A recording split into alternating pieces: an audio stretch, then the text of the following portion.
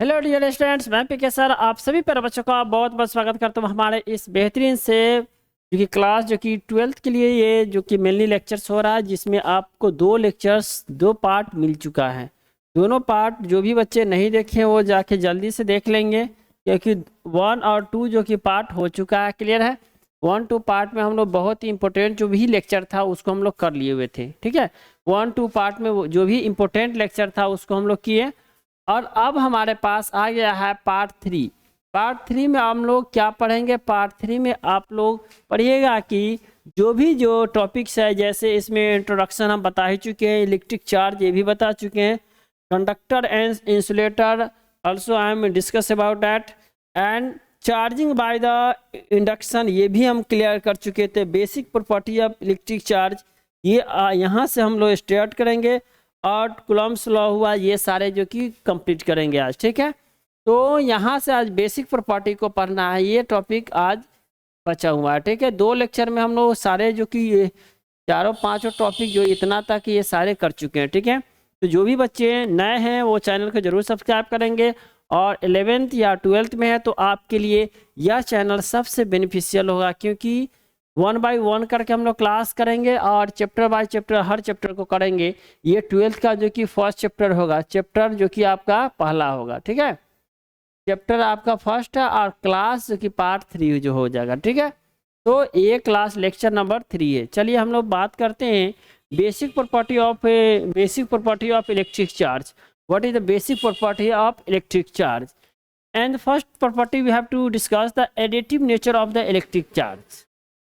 Clearly अगर कहा जाए तो चार्ज का जो कि एडिटिव नेचर क्या होता है, कैसे हम लोग कोई भी चार्ज को ऐड कर सकते हैं या उसको सब्ट्रैक्ट करते हैं।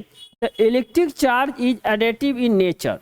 अगर इलेक्ट्रिक चार्ज को चाहे तो हम लोग ऐड कर सकते हैं, because it have additive natures, and if you consist n charge and number of charge is n and charge is q, then we can write the qn and the change of the system of the plus यानी it means कहने का मतलब सीधा सा बात है कि अगर आपके पास जो कि चार्ज की संख्या होगा, यानी charge if the charge q1 q2 q3 q4 dash then you have to add, if you want to add the charge, जैसे सपोज दैट हम चार्ज को ऐड करना चाहते हैं, यानी q1 qn कर दे, यानी टोटल जो चार्ज है, जो चार्ज हमारे पास है उसको चाहे तो ऐड कर सकते हैं, यानी q number of charge n, suppose that n where is the number of charge हो गया, तो q को क्या कर सकती है, q1 plus q2 plus q3 तो ऑन टू कर सकते हैं, कहाँ तक, qn तक कर सकते हैं।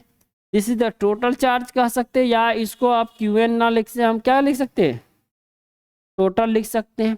ऐसे भी हम सिंपली सा जोड़ सकते हैं, यानी कि चार्ज, इसलिए इसका कहा ही गया है कि एडिटिव नेचर होता है इलेक्ट्रिक चार्ज का, उसको हम लोग आसानी से ऐड कर सकते हैं, इजी वे में ऐड कर सकते हैं। क्लियर है?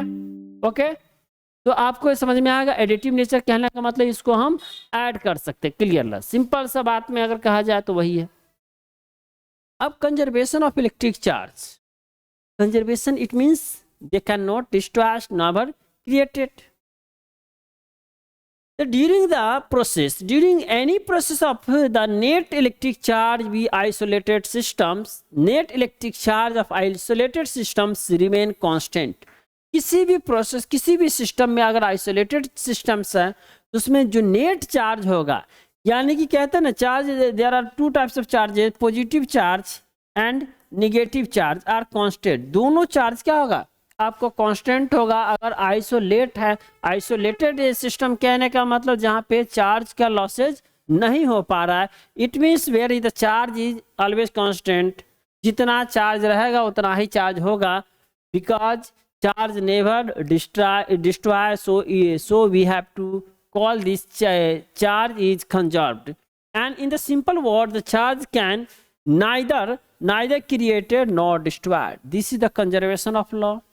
फॉलो करता है लॉ ऑफ कंजर्वेशन को, ये क्या करता है, फॉलो करता है। चार्ज को ना ही तो हम क्रिएट करते हैं ना ही तो डिस्ट्रॉय कर सकते हैं, but we can change one form to another form. जैसे पॉजिटिव चार्ज है, नेगेटिव चार्ज है, चार्ज को हम लोग डिस्ट्रॉय नहीं कर सकते, लेकिन वह चार्ज क्या होता है, जो कि चेंज हो सकते हैं, ठीक है।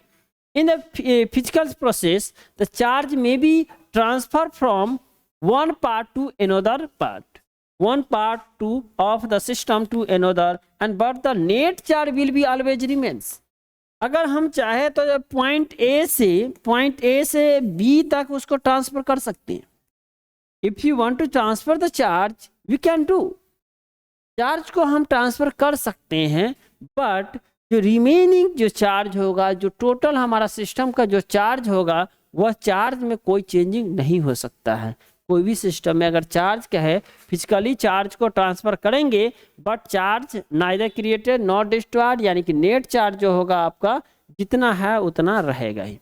तो क्लियर हो गया होगा कि कंजर्वेशन ऑफ इलेक्ट्रिक चार्ज कहने का मतलब कि हम लोग इलेक्ट्रिक चार्ज को तो एक सिस्टम से दूसरे सिस्टम या वन प्लेस से अनदर प्लेस सेंड कर सकते हैं, ट्रांसफर कर सकते हैं, बट जो कि चार्ज जो कि जो चार्ज जो है वह उसमें कोई कमी या बढ़ोतरी नहीं होगी। क्लियर है।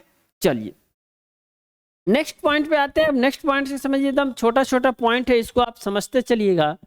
ये जो स्मॉल पॉइंटेड है उसको समझिएगा।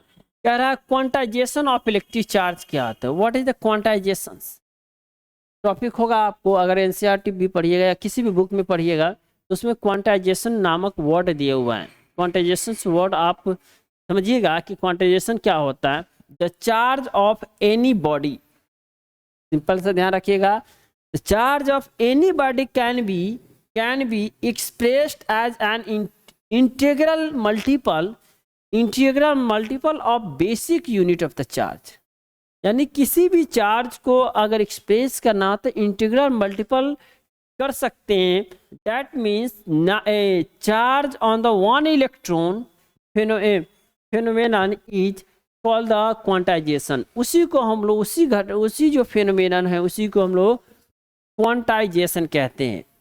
सिंपल सा समझिए, कोई चार्ज हमारा इलेक्ट्रॉन ई है, उसमें अगर कोई नंबर ऑफ एन से मल्टीप्लाई कर देते हैं, then we have to write that Q is equal to plus minus N E. पॉजिटिव हो सकता है या इलेक्ट्रॉन हो सकता है, प्रोटॉन हो सकता है, कोई भी चार्ज हो उसको हम लोग इंटीग्रल कोई किसी भी चीज से मल्टीप्लाई कर देते हैं। मल्टीप्लाई करने के बाद बेसिक यूनिट ऑफ चार्ज अगर बात किया जाए तो एन ई हो गया। Then the charge on the one electron, this phenomenon is known as quantization of the charge. Clear है। क्वांटाइजेशन का मतलब आपको समझ में आ गया होगा। चलिए अगर उसको और एक्सप्रेस करें तो यहाँ पे n का जो मतलब क्या होगा, n is the number 1 2 3 4 5, any integer, कोई भी इंटीजर हो सकता है, या तो पॉजिटिव भी हो सकता है या नेगेटिव में हो सकता है, but E is the basic unit of the charge. E is the basic unit of charge. ये क्या है, बेसिक यूनिट ऑफ चार्ज होगा, और ये क्या होगा, इंटीजर होगा, पॉजिटिव भी हो सकती है और नेगेटिव भी हो सकता है, डिपेंड ऑन द कंडीशन। अगर हम लोग बात किया जाए क्वांटाइजेशन का बात कर रहे हैं तो ऐसा यूनिट का बात कर लेते हैं। ऐसा unit of the charge is called coulomb and denoted by capital C। अगर चार्ज का जो कि ऐसा यूनिट होता है उसको हम लोग कूलम्ब से इंडिकेट करते हैं। क्लियर है। द ऐसा unit of charge is coulomb. Simply अगर वैल्यू का अगर लिखा जाए तो E का जो वैल्यू होता है, आपको यहाँ देख लीजिए, E का वैल्यू होता है, E इक्वल टू इलेक्ट्रॉन का वैल्यू 1.6219 इंटू 10⁻⁻19 कूलम्ब होता है। ठीक है, याद रखिएगा। E का वैल्यू जो होगा पॉइंट होगा 0.06219 इंटू 10⁻19 कूलम्ब होता है। ठीक है, क्लियर है। इस टाइप से आप देख सकते हैं। तो आपको क्लियरली समझ में आ गया होगा what is quantization, how it is explain, how it is right. क्या है। चलिए नेक्स्ट पॉइंट पे हम लोग नेक्स्ट टॉपिक पे चलते हैं। Next topic you have quantization of charge complete हो गया। तो अगर बात किया जाए, अगर हम लोग इसको और एक्सप्रेस करना चाहे, इसको एक्सप्रेस और आगे बढ़ाना चाहे तो हम इसको बढ़ा सकते हैं। ठीक है, या इसको लिख सकते हैं 1.6 इंटू 10⁻19 कूलम्ब भी लिख सकते हैं। क्लियर है। इसको आप ये नोट डाउन कर लीजिएगा। ठीक है, इलेक्ट्रॉन का चार्ज है। चलिए आते हम लोग बात करते हैं एग्जाम्पल का बात करें। A polymer piece of the rubber, a polymer piece of rubber with wool. A polythene piece of the rubbers with the wool is the found have negative charge 3 into 10 to power -1 होगा, ठीक है, coulomb है। तो estimate the number of electron transfer from the which to which, and is there is transfer of the mass from the wool to polythene। क्या wool से polythene में जो कि ट्रांसफ़र हो रहा है या नहीं हो रहा है। तो इसको आपको होमवर्क के रूप में रहेगा, इसको आप बना के लाइएगा, नहीं बनेगा फिर इसको हम लोग क्लियर करेंगे, ठीक है। पहले समझ लीजिए, कह रहा है polythene piece of the rubber with wool. एक पॉलीथीन पीस है, पॉलीथीन पीस कहने का मतलब एक पॉलीथीन है और उसमें क्या है, वूल डाला हुआ है, ठीक है, वूल है। To have a negative charge, जिसमें निगेटिव चार्ज है, निगेटिव चार्ज है 3 × 10⁻⁻1 कूलम्ब है। क्लियर है। तो कह रहा है कि estimate the number of electron transfer from which to which, किससे किसमें जो कि इलेक्ट्रॉन ट्रांसफर होगा, और is there is transfer of the mass from the wool to polythene, और वह कितना जो कि पॉलीथीन में या किस में जो कि ट्रांसफर होगा उसको आपको क्लियरली बता देना है। क्लियर है। चलिए ये समझ में आ गया होगा। चलिए आते हैं हम लोग नेक्स्ट पॉइंट पे। नेक्स्ट पॉइंट का बात किया जाए, difference between the charge and mass. अब देखिए बहुत सारे बच्चों में ये डिफरेंसेस नहीं पता चलता रहता है कि what is the difference between the charge and mass. दोनों में डिफरेंस है, तो हम लोग उसको देखेंगे, बहुत ही बारीकी को समझेंगे। क्लियर है। चलिए कह रहा है कि अगर हम लोग चार्ज का बात करें और मास का बात करें, चार्ज और मास का बात किया जाए तो electric charge on the body में बी पॉजिटिव और नेगेटिव और जीरो। अगर हम चाहे बात किया जाए तो कोई भी इलेक्ट्रिकली बॉडी या तो पॉजिटिव हो सकते हैं, यानी कि चार्ज हो सकता है, या तो नेगेटिव डिस्चार्ज हो सकता है, या उसका जो कि रिजल्टेंट होगा वह जीरो हो सकता है। तीनों कंडीशन में आपको चार्ज देखने को मिलेगा, ठीक है। लेकिन but mass of the body is always positive quantity. कभी भी मास नेगेटिव में नहीं जाता, जीरो नहीं होगा। अगर जीरो है तो कुछ है ही नहीं, इट मीन्स नथिंग। तो इसका अर्थ होता है कि चार्ज जो होगा पॉजिटिव हो सकता है, नेगेटिव हो सकता है, जीरो भी हो सकती है, but the mass never can zero over negative, it is a only positive quantity. Clear है। पहला पॉइंट आपको समझ में आ गया। दूसरा पॉइंट का बात किया जाए तो charge carry by the body does not depend upon the body, यानी कि velocity does not depend on the velocity. किसी भी बॉडी पे अगर चार्ज है तो उसकी वेलोसिटी कितनी है, वेलोसिटी पे डिपेंड नहीं करेगा। बट अगर इसका बात करें मास का, तो mass of the increase with the velocity as अगर बात किया जाए, अगर मास का बात किया जाए तो मास जो कि स्पीड के साथ वेलोसिटी इंक्रीज करेगा तो उसका मास में भी फर्क आने लगता है। वेयर इज द सी, जैसे हम लोग m इक्वल टू लिख सकते m0 by √1 - c² by v² हो जाएगा, ठीक है। यानी कि अगर वेलोसिटी बढ़ेगा तो फिर मास में जो कि अंतर देखने को मिलेगा। Where c is the vacuum, जहाँ पे c को वैक्यूम मानते हैं, and mass of the body moving and with the velocity v and m0 is the rest mass of the object. Rest mass object को m0 से indicate करते। Clear है। तो इस हिसाब से हम लोग कहें कि जो वेलोसिटी का इफेक्ट जो है चार्ज पे नहीं होता है, बट वेलोसिटी जो होती है वह वेलोसिटी का जो इफेक्ट जो कि मास पे पड़ता है। क्लियर है। चलिए और डिफरेंसेस हम लोग देख लेते हैं, एग्जाम में पूछी भी जाती है डिफरेंस। चार्ज इज क्वांटाइज्ड हो सकते हैं, अभी ये पढ़े थे quantization of charge, and the quantization of the mass yet be established. अब इट टू बी एस्टेब्लिश्ड किया जा सकता है, क्वांटाइजेशन एस्टेब्लिश किया जा सकता है। अब देखिए electric charge is always conserve, electric charge हमेशा कंजर्व रहता है। Mass is not conserve, it can be change into energy and vice versa. ये एनर्जी में भी चेंज, मास जो है एनर्जी में चेंज किया जा सकता है या उसके विपरीत भी जा सकते हैं। But charge but electric charge always conserve. Electric charge जो होता है हमेशा क्या होता है, कंजर्व होता है। क्लियर है, समझ में आ रहा होगा, कोई दिक्कत नहीं होगा। क्लियर है, चलिए ठीक है। यानी कि हम लोग ये डिफरेंसेस समझ रहे हैं, बेसिक चीज है, इसको आराम से समझते चलिएगा, इतना आराम से कोई समझाता नहीं होगा, ठीक है। इसलिए आप आराम से समझिएगा, ध्यान दीजिएगा थोड़ा सा। अगर आपको ये जो कि पीडीएफ जो कि जो नोट्स जो है लेना चाहिएगा तो आप कमेंट कर दीजिएगा, वहाँ पे आपको व्हाट्सएप लिंक दे दिया जाएगा, वहाँ से आप डाउनलोड कर लीजिएगा, ठीक है। चलिए अब बात करते हैं फोर्स बिटवीन द चार्ज। अगर दो चार्ज है, मान लीजिए Q1 है एंड Q2 है, to attract over repulsive charge unlike, अगर मान लीजिए चार्ज अगर पॉजिटिव है, ये भी चार्ज पॉजिटिव है, तो उस पर रिपल्सिव फोर्स अप्लाई होगा। वही अगर चार्ज एक पॉजिटिव है और एक निगेटिव है, देन अट्रैक्टिव फोर्स अप्लाई होगा। यानी कि ये चार्ज पे डिपेंड करता है, दोनों चार्ज पे कि किस नेचर का है, पॉजिटिव नेचर का है। अगर सेम नेचर होगा तो वह रिपल्सिव फोर्स अप्लाई होगा उस दोनों पे, और वही अपोजिट नेचर का है तो अट्रैक्टिव फोर्स अप्लाई होता है। क्लियर है, तो ये आपको समझ में आ गया होगा। बट हम लोग बात करें कि अगर मास का बात किया, mass is a gravitational force between the two mass always attractive.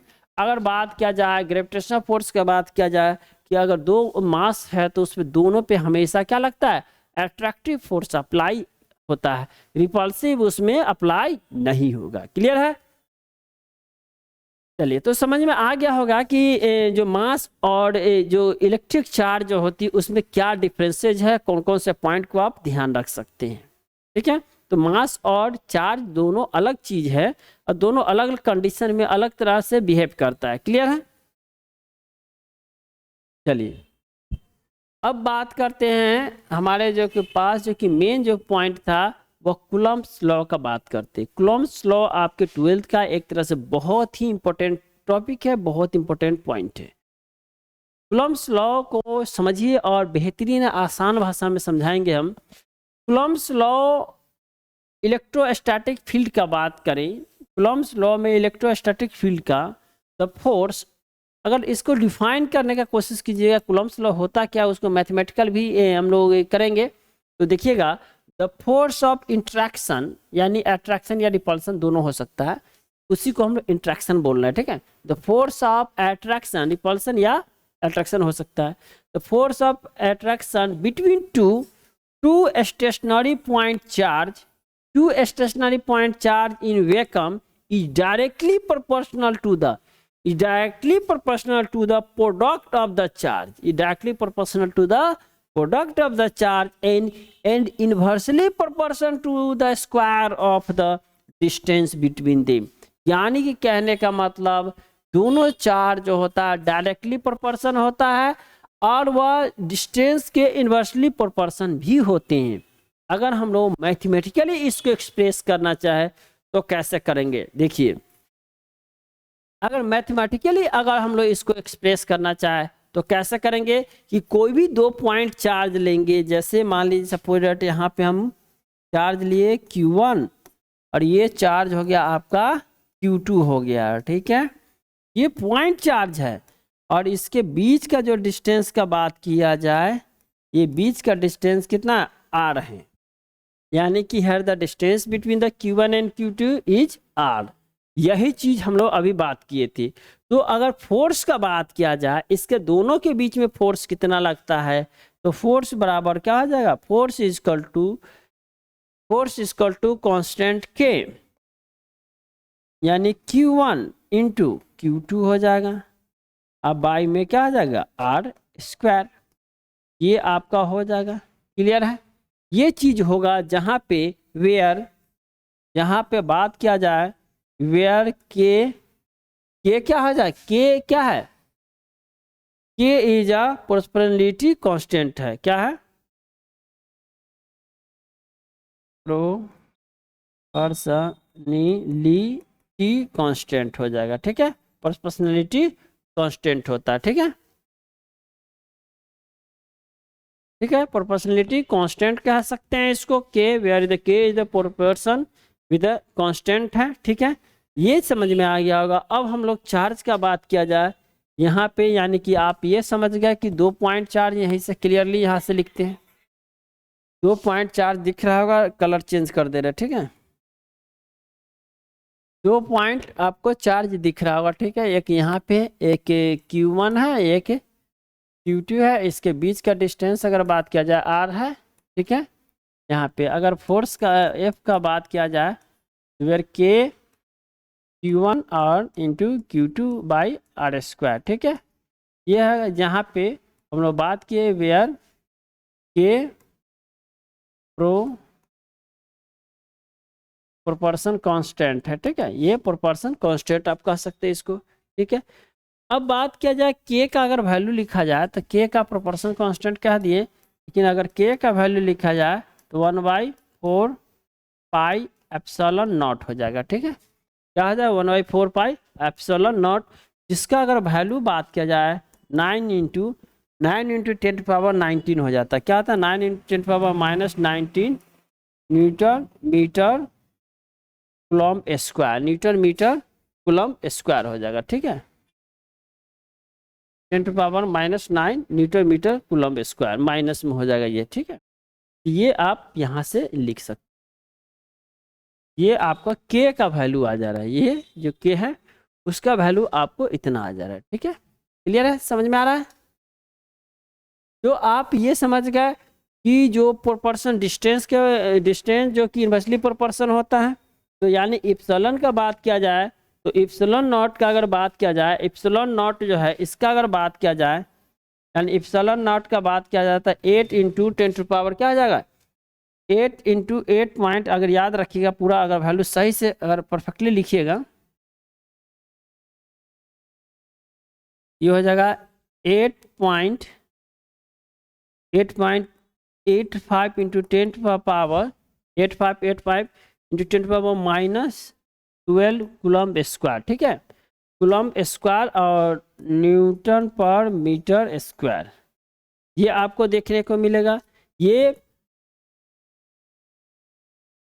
Primitive free space है, ये क्या है प्रिमिटिव है, प्रिमिटिव इन फ्री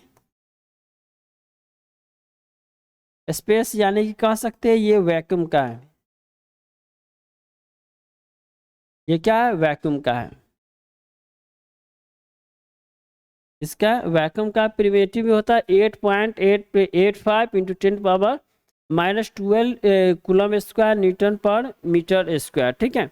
ये आपका आ जाएगा। तो यानी कि अगर बात किया जाए, अगर इसका अगर वैल्यू अगर पुट कर दीजिएगा यहाँ पे, अगर K का वैल्यू अगर पुट कीजिएगा, यानी कि K का वैल्यू 9 × 10⁻9 है K का वैल्यू, तो यहाँ पे आ जाएगा F = क्या आ जाएगा 9 × 10⁻9, यानी कि अगर Q1 ये कि पॉइंट जो चार्ज है, अगर इसको मान लीजिए 1 कूलम, अगर हम लोग यहाँ पे इफ यहाँ पे मान ले इफ Q1 = Q2 = 1 कूलम मान ले, क्या मान ले Q1 = Q2 = 1 कूलम मान लेते हैं, तो यहाँ पे जो वैल्यू आ जाएगा 1 और डिस्टेंस आपका हो जाएगा मान लीजिए 1 मीटर स्क्वायर, यानी 1 × 1/1, यानी कि आपका F = जो होगा 9 × 10⁻9 न्यूटन मीटर पर कूलम स्क्वायर, ठीक है।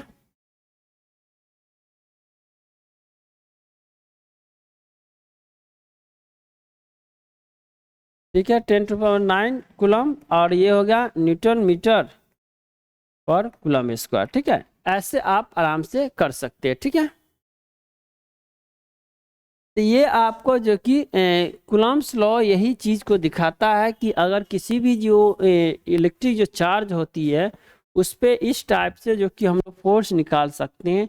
इसी को हम लोग, यानी कि 1 कूलम चार्ज 1 मीटर डिस्टेंस लिए हैं, 1 कूलम चार्ज है 1 मीटर, यानी कि कूलम है 1 कूलम चार्ज है 1 पे है, तो उस पर जो कि फोर्स जो लगेगा 9 × 10⁻9 न्यूटन मीटर पर कूलम स्क्वायर लगता है, ठीक है।